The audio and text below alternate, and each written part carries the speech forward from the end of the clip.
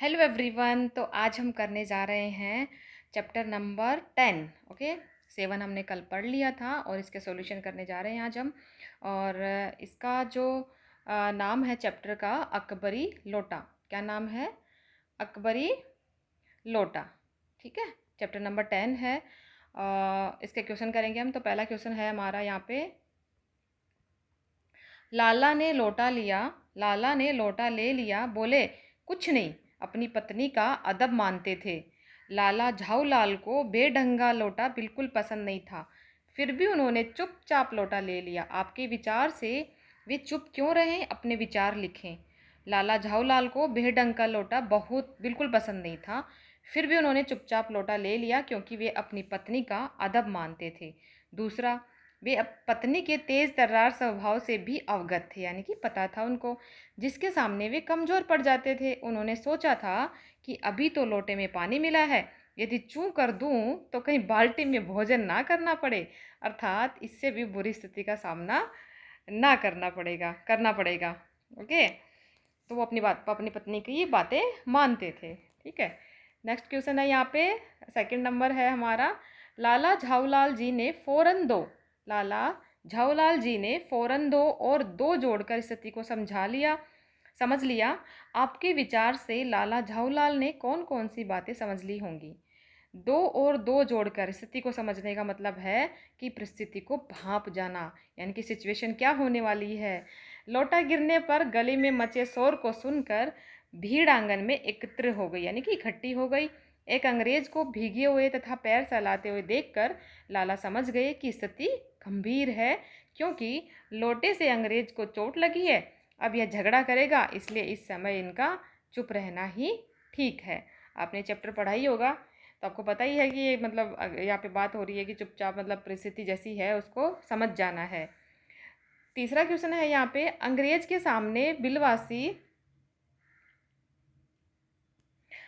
सामने बिलवासी जी ने झाऊलाल को पहचानने तक से क्यों इनकार कर दिया था? आपके विचार से बिलवासी जी ऐसा अजीब व्यवहार क्यों कर रहे थे, स्पष्ट कीजिए। अंग्रेज के सामने बिलवासी जी ने झाऊलाल को पहचानने से इनकार कर दिया था ताकि अंग्रेज का क्रोध शांत हो जाए और अंग्रेज को जरा भी संदेह न हो कि वह लाला झाऊलाल का आदमी है, और वह अपनी योजना भी पूरी करना चाहते थे जिससे पैसे की व्यवस्था हो सके। चौथा क्वेश्चन है, बिलवासी जी ने रुपयों का प्रबंध कहाँ से किया था, लिखिए। बिलवासी जी ने रुपयों का प्रबंध अपने ही घर से अपनी पत्नी के संदूक से चोरी करके किया था। कहाँ से किया था? अपनी पत्नी के संदूक से चोरी करके किया था। फिफ्थ क्वेश्चन है हमारा, आपके विचार से अंग्रेज ने यह पुराना लोटा क्यों खरीद लिया? आपस में चर्चा करके वास्तविक कारण की खोज कीजिए और लिखिए। भारतीय सभ्यता, संस्कृति, कला और ऐतिहासिक वस्तुओं ने हमेशा से ही विदेशियों को आकर्षित किया है। अंग्रेज़ को भी पुरानी ऐतिहासिक चीज़ें इकट्ठा करने का शौक था। ऐसा इसलिए कह सकते हैं क्योंकि दुकान से पुरानी पीतल की मूर्तियां खरीद रहा था। अंग्रेज ने बिलवासी के कहने पर लोटा अकबरी लोटा समझकर 500 रुपये में खरीद लिया। हमें भी देखो, अभी आप देखोगे पेरेंट्स को कभी कि जैसे म्यूजियम वगैरह में जाते हैं और बहुत सारे लोग पुरानी चीज़ें खरीदने के शौकीन रहते हैं, वैसे ही अंग्रेज़ों को भी पुरानी चीज़ें खरीदने का शौक था। जनरली वो पीतल की मूर्तियाँ वगैरह जो होती हैं, तो इन्होंने अकबरी लोटा समझकर उसको 500 रुपये में खरीद लिया।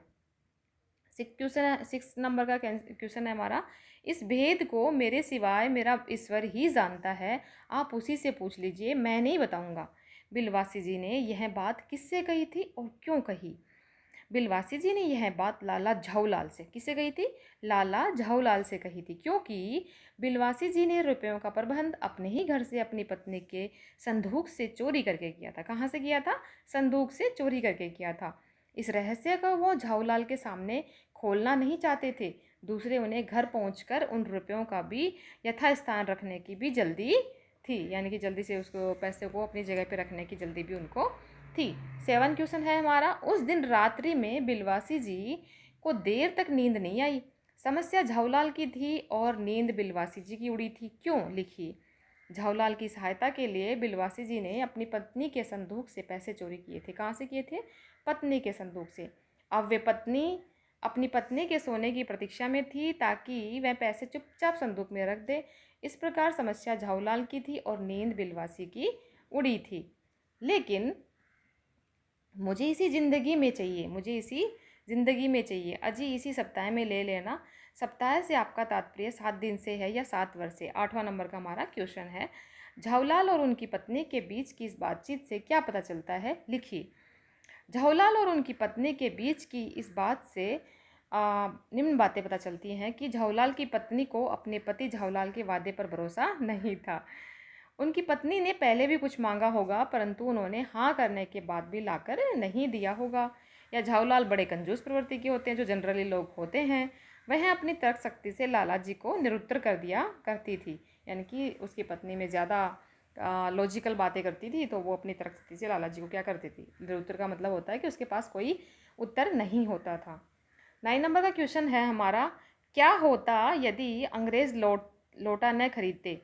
यदि अंग्रेज़ लोटा नहीं खरीदता तो बिलवासी जी को अपनी पत्नी से चुराए हुए रुपए लाला झाऊलाल को देने पड़ते, अन्यथा झाऊलाल अपनी पत्नी को पैसे नहीं दे पाते और अपनी पत्नी के सामने बेइज्जत होते। 10वां क्वेश्चन है हमारा, क्या होता यदि अंग्रेज़ पुलिस को बुला लेता। यदि अंग्रेज़ पुलिस को बुला लेता तो संभवतः लाला झाऊलाल को गिरफ्तार कर लिया जाता या उन्हें जुर्माना देना पड़ता।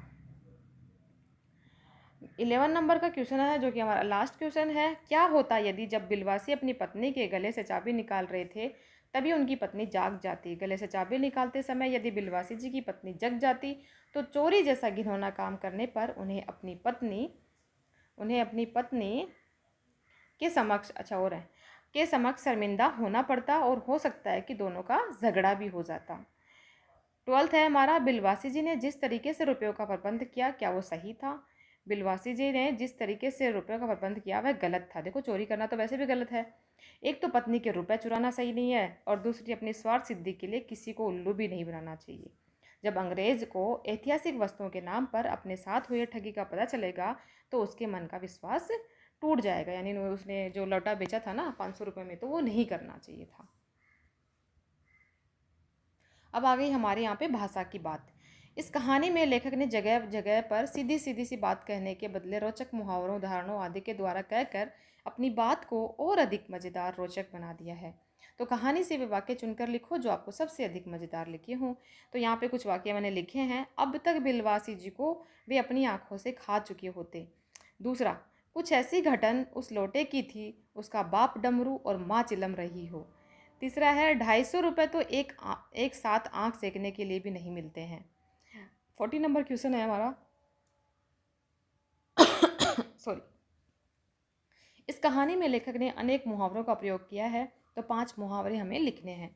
चैन की नींद सेना, यानी कि घोड़े बेचकर सोना, मतलब निश्चित होकर सोना। कुख्यात चोर के पकड़े जाने पर पुलिस चैन की नींद सोई। फिर है आंखों से खा जाना, यानी कि आंखों से खा जाना मतलब नहीं होता कि बहुत जोर से आंखें निकालना, क्रोधित होना। परीक्षा में कम अंक आने पर माँ ने पुत्र को ऐसे देखा मानो आंखों से ही खा जाएगी, जो कि हमेशा होता है। आंख सेकने के लिए भी न मिलना, दुर्लभ होना। ठीक है। हस्तकला से बनी वस्तुएं तो आजकल आंख सेकने के लिए भी नहीं मिलती, बहुत कम मिलना।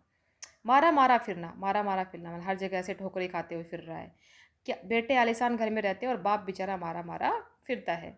डींगे सुनना, यानी कि ऐसे ही कुछ भी बोलते रहना, झूठ मूठ की तारीफें सुनना।